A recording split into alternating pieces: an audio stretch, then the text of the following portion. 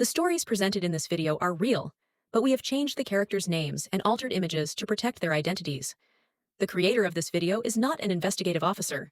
These narratives have been sourced from various internet platforms. Our intent is not to accuse or target anyone in particular. Thank you for understanding.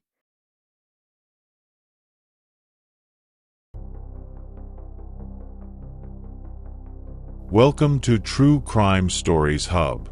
Today in this true crime documentary, we will discuss one of the most shocking marriage betrayal stories. Law enforcement officers visited Anthony Todd's Celebration, Florida, residence on January 13, 2020, to serve a warrant against him in connection with fraud allegations. However, they were all horrified to find a dog's body and 4 severely decaying human bodies. Anthony Todd's wife Megan and 3 children were among the members of his family whose dead were discovered in his home, not strangers. And Anthony Todt was the murderer, not just any hitman or armed robber. On September 29, 1975, Anthony Todt was born in Bensalem, Pennsylvania. He grew up surrounded by dysfunction and did not have a typical upbringing like other children in his school and social milieu. Robert Todt, his high school teacher father, had an unsettling preference for girls much younger than himself. Loretta Todt, Anthony's mother, was a homemaker who was unaware that her husband was having extramarital affairs and sex with girls in his class who were 16 and 17. The issue was more serious than it first appeared to be. Robert had a relationship with one of his students and was simultaneously engaged to a nurse. All of this occurred during his marriage to Loretta. Robert made the decision to marry his fiancée and completely remove his wife from the picture after concealing his relationships and indiscretions. Anthony Todt was just 4 years old at this time. He heard his mother yelling from her bedroom one night when he woke up. Anthony Todt heard a gunshot shortly after that. He found his mother, who was amazingly still alive, lying on the floor when he entered her room. Loretta survived the attempted murder despite being shot in the eye at close range. The investigation quickly revealed that Anthony's father, Robert Todt, wasn't as distraught as a typical husband would be following such a startling event. Instead, he appeared annoyed and dissatisfied that his wife had lived. Law enforcement officials quickly discovered that Robert was involved in his wife's murder attempt. This was validated when additional research into the case showed the startling fact that Robert Todt had killed his wife Loretta by offering to pay one of his mentally ill students $900 in exchange for a particular assignment. Robert intended for the murder to seem to be a home invasion. He handed over a weapon, the key to his home, and directions to the bedroom where his wife would be sleeping. Tony's mental health suffered greatly as a result of the tragedy, and he struggled to bounce back. Loretta remarried after divorcing her husband and made every effort to assist her kid overcome the trauma. But after learning that his biological father had attempted to murder his mother, Tony's mental state had been irreparably harmed. Anthony Todt had mental health problems, yet he was a very well-behaved and diligent student. He received votes to be the class president in both his junior and senior years as a result. Tony initially got to know Megan when they were in high school. Over time, Tony and Megan became friends, and after high school, they even chose to pursue related degrees. Tony and Megan made the decision to be married a few months after they graduated from college. The pair relocated from Pennsylvania to Connecticut shortly after getting married, where they opened their own physical therapy practice. After working together to expand their business and practicing physiotherapy, Megan discovered she was expecting their first child a few years later. As a result, Megan was forced to quit her job as a physiotherapist, and the couple had Alec, their first child. The Todt family consisted of Anthony, Megan, and their 3 kids, Alec, Tyler, and Zoe, following a few additional pregnancies and some regrettable miscarriages. Tony was the best husband and father anyone could wish for, and the family was the epitome of the American ideal. He promised to support his kids and remained true to Megan. In addition, He made sure to be present for his children during significant events, such as sporting sessions and school functions. Megan, who was now a full-time housewife, was just as committed to her kids. In the neighborhood, the Todts were a respected family. This was due in part to Anthony's physical therapy practice, which had expanded dramatically over the years. The couple chose to purchase a condo in Celebration, Florida, a master-planned neighborhood close to Walt Disney World Resort, after the money began to flow in. For the Todt family, it was the ideal location since it offered contentment, tranquility, and, above all, security. However, as soon as the condo became too tiny for their family, they relocated to a house close by. The Todts were leading a contented family life, playing games, going to piano recitals, playing sports, visiting the beach, and taking day trips to Disney World. Tony's company was in Connecticut, so he would go back to work alone, leaving Megan and the children behind. The Todt family's lives had been picture-perfect up until 2011, when everything changed. Megan contracted Lyme disease, a bacterial infection, after being bitten by a tick when she was a teenager. Until something stimulates it and sparks its symptoms, Lyme disease typically remains dormant for years without causing any health problems. That's what transpired with Megan. Megan told her husband she had been bitten by a bug in 2011 after visiting Disney World. The pair initially believed that, like in most situations of this kind, the illness would go within a few days. But it soon developed into major health issues. Hepatitis, tonsillitis, and a number of other illnesses were quickly identified in Megan. Megan experienced mental health issues as well, and over time, her personality underwent a radical transformation. Megan was diagnosed with depression at some point after her health problems started, and it only became worse after she miscarried again. It was very difficult for Megan because Tony could only be in Celebration on the weekends because he was in Connecticut managing the business the rest of the week. She also lacked the kind of communal support the family had experienced in Connecticut, which made matters worse.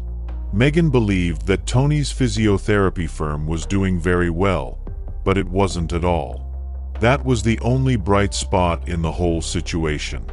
Anthony Todt was the primary cause of the company's prolonged lack of profitability.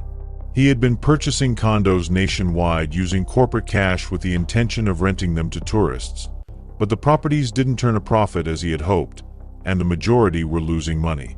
The meager earnings from the physiotherapy firm were insufficient to operate 2 homes in separate states, pay for Tony's plane ticket and Megan's medical expenses. Anthony Todt took out a little loan to help him get by as his financial troubles worsened, but he was unable to repay it when the time came, so he took out another loan to pay back the previous one, and so on. Before they knew it, things had rapidly gotten worse. Tony's personal debt was less than $100,000. In addition, he had 2 mortgages for the family's homes in Florida and Connecticut, as well as business debts. Anthony had been keeping the financial issues a secret from Megan up until this point, but he opted to maintain it that way because he felt it was time to tell his wife the truth. To make matters worse, he believed that using fraud to pay back their loans was a smart idea. When the funds arrived, Anthony paid back the smaller of almost 20 loans totaling hundreds of thousands of dollars. He began sending bills to various health insurance companies and the Medicaid program for physiotherapy treatments that he had never provided to his patients. After a while, the insurance companies became concerned, and in 2019, the FBI launched an inquiry. Although Tony's patients had only visited their physiotherapist once or twice a week, they complained to the FBI agents that their insurance companies were paying them for 5 sessions each week. Some patients hadn't seen Tony in months since they had moved out of state. The FBI detectives were encouraged by these findings to surreptitiously review the records of the 2 clinics Tony had been running, and they found inconsistencies right away. On days when the clinics weren't even open, there were bills for therapy sessions. Even though the clinic was closed on the day of the surveillance, Tony nonetheless sent bills to insurance companies for the therapy sessions of 16 different individuals. Anthony Todt was brought in for interrogation by the authorities. At first, he denied any misconduct, but after hearing first-hand accounts from a number of his patients, he was unable to persuade investigators of his version of events. In the end, he acknowledged that he had committed fraud, but he maintained that his wife was unaware of it. If Megan wasn't included, he also consented to enter a guilty plea to any further accusations. Tony lost his physiotherapy license in September 2019, and both of his clinics were abruptly shut down without warning his staff. Anthony had not yet been placed under arrest, despite his admission. He informed the investigators in November 2019 that he would return to Connecticut during the first week of December after visiting his family in Florida. Although he was permitted to visit Celebration, he never made it back to Connecticut. The family maintained in touch on a regular basis, but when Christmas arrived, Anthony's sisters told the Celebration police that she hadn't heard from them in weeks. She informed the police that she was especially concerned about her brother because she was aware that he was being investigated for fraud. She added that Anthony informed her that Megan and the children had become ill and hadn't left their beds in a few days during their most recent phone conversation with her brother. She wondered whether the sickness was more serious than her brother had informed her because Tony never contacted again. To conduct a welfare check, police officers knocked on the Todts' house on December 29, 2019. The bell went unanswered, and there were no indications that anyone was home. The Celebration Sheriff's Department reported that the family had most likely returned to Connecticut. 2 additional weeks passed before it was discovered that the whole Todt family had spent the entire time inside their Celebration house. The Todt family's home was visited on January 13, 2020, by Osceola Sheriff's Department police officers and Department of Health and Human Services investigators. For 3 days, they rapped on the front door but got no answer from the inside. Authorities were persuaded that the Todt family was still in Connecticut because of an eviction notice that was displayed on the front of the property. Tony's sisters, meantime, reported to the local police that Tony and Megan's numbers had been sending the family unsettling messages. Around this same period, Anthony Todt was followed to Celebration by the FBI agent looking into his fraud case. This was because, ever since he left Connecticut to celebrate Thanksgiving with his family in Florida, he had not returned. While parked outside the family's Celebration home, an FBI agent saw Anthony leave the house, remain on the patio for a short while, and then return inside. Officers from the local sheriff's department arrived at the residence in a matter of minutes to arrest Anthony Todt after the agent promptly notified them. However, according to the formal request from the couple's families, the police also had an obligation to inquire about Megan and the children's well-being. Tony told the authorities that Megan was sleeping and the children were at a sleepover when they inquired about them. But a peculiar odor alerted the officers that they needed to examine the premises. The stench was strong and recognizable as soon as the police stepped into the main bedroom. It was the stench of a dead person. The decaying bodies of Megan, 42, and their 2 kids, Alec and Tyler, astounded the law enforcement officers. In the room, the family dog was also dead. The 4-year-old Zoe, meanwhile, was not present. The bodies had obviously been there for a few weeks. The fact that Tony had been sleeping next to his deceased wife the entire time was even more unsettling. Zoe was also present in the room when the forensic specialists began to remove the remains. Her remains had fused with her mother's because they were so horribly decayed. Anthony was taken into custody right away and questioned about what had transpired at his home. According to the deceased's post-mortem report, Zoe was the only victim who had not been stabbed in the abdomen. In the report, the medical examiners also noted that they were killed in late December 2019, around Christmas. At first, Anthony denied knowing anything about the killings of his wife and children. However, he eventually admitted to the authorities that Megan and him had signed a death pact because they both feared the end of the world was near.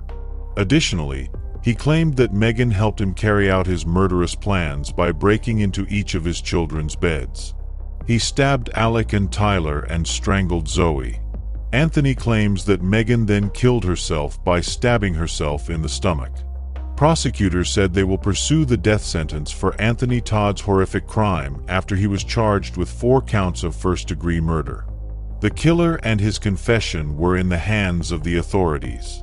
Tony, however, changed his narrative before the trial started. He shared a revised account of what transpired in their celebration house with his father in a 26-page letter. According to Tony's rewritten version of events, his late wife Megan was the new culprit. He claimed in the letter that his wife was to blame for their children's deaths and that he was totally innocent of all the accusations made against him. One by one, she stabbed them after giving them Benadryl and separating them. In the letter, he said that he had picked up a necklace for his daughter and driven the family van to their neighboring condo the night before the event to do some repairs. He went on to say that while Megan was preparing a pie for the children, he even played hoops with the boys in the driveway before departing. He claimed that because the oils Megan used to treat her ailments hurt his sinuses, he never went back inside that night and instead chose to sleep in the van. He had to walk back to the house when he woke up the following morning since the van wouldn't start. Anthony Todt claims that the half-eaten blueberry pie was on the kitchen counter the following morning when he returned home and noticed that it smelled peculiar. In the letter, he stated that Megan had told him she had killed her children after seeing a vision of the end of the world. After that, he begged Megan not to harm herself, but she stabbed herself to death. Throughout the letter, Tony presented himself as a defenseless spectator. He even claimed that he attempted to get in touch with law enforcement, but that there was no functional phone in the house. He claimed that in order to soothe them, he placed all of the dead in the master bedroom and covered them with blankets. While incarcerated before trial, he also told his sister multiple versions of the incident. He admitted to his sister over the phone that he had no recollection of his family's murders. Anthony Todt entered a not guilty plea to the accusations of 4 murders when it came time to do so. When the trial started, the prosecution informed the judge that Tony killed his family because his fraudulent financial operations were going to be exposed, not because he wanted to free their souls or because he feared the end of the world. Tony's family also shared information about his mental health problems. When the family relocated to Celebration, Florida, everything changed drastically, even though they were close to the community in Connecticut, according to his sister. Tony gained a lot of weight and was diagnosed with diabetes during those 2 years. She informed the court that he also began to conceal his financial and professional information from others. Tony claimed to be a distraught husband who had lost his wife and 3 children when it came time for him to testify. He occasionally broke down in tears when asked about Megan's medical history, although he appeared annoyed whenever he interrupted to voice an objection. He informed the judge that Megan had been diagnosed with Lyme illness when she was a teenager. He also mentioned that Megan had been diagnosed with a cardiac condition prior to their meeting. He also described Megan's drug-induced hepatitis. He insisted throughout his evidence that he was totally innocent and that his wife, Megan, was to blame for their children's deaths. Additionally, he informed the jury that once conventional drugs failed to alleviate Megan's symptoms, she became highly influenced by a religious group.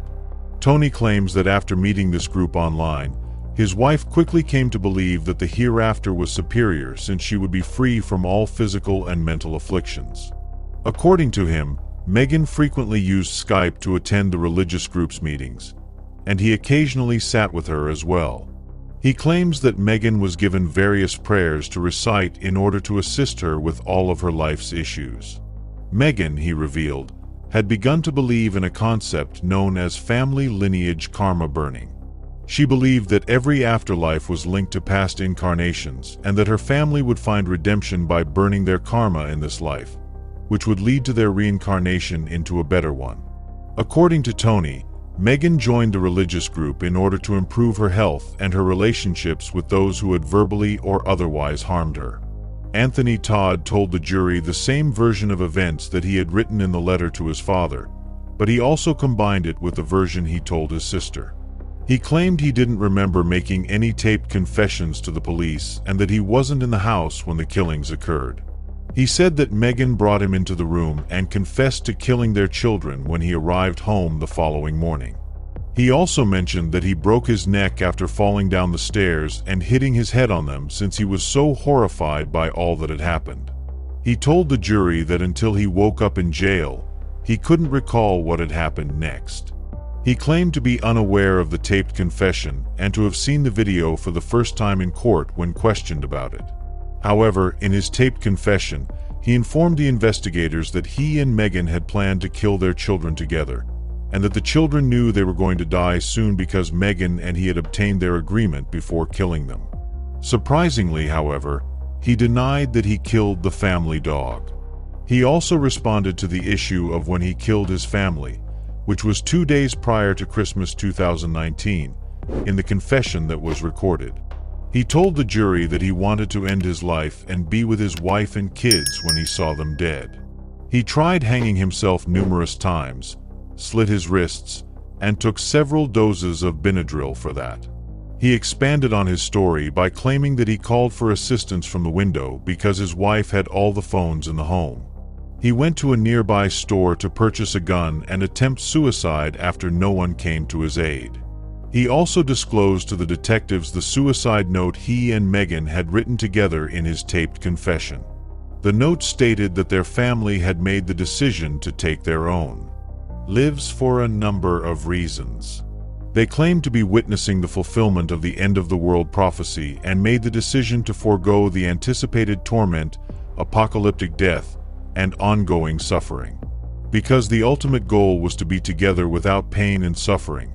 The note also mentioned that Megan would be pain-free once she died. Anthony Todt told the court about his wife's death, stating that she had stabbed herself twice in the stomach after taking a lot of Benadryl. However, the autopsy report states that the downward angle of the stab would clearly suggest that she was killed by someone else. Anthony Todt was found guilty of 4 counts of murder by a unanimous jury in 2022. He received a 4-life sentence without the chance of release. In a surprising decision, the judge extended Anthony's sentence by 1 year for the animal cruelty charges he faced since he murdered the family dog.